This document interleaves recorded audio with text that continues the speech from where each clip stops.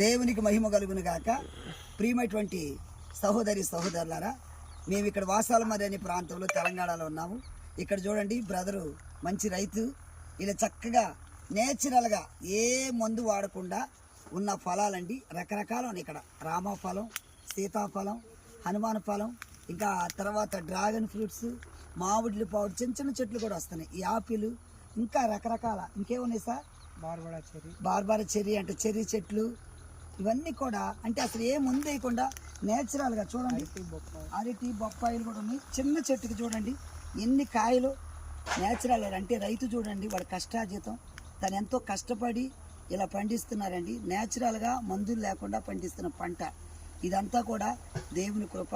అలాగే సహోదరుడు కష్టపడి పండిస్తున్నారు.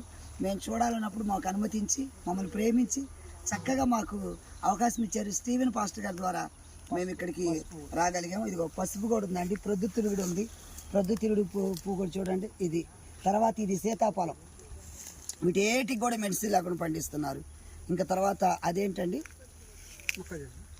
ఇది అది యాపిల్. ఇదిగో చూడండి, ఇక్కడ కూడా ఇది యాపిల్ చెట్టు కూడా ఉందండి. రకరకాల చెట్లు. అది కూడా చెర్రీ, బార్బరా చెర్రీ అట.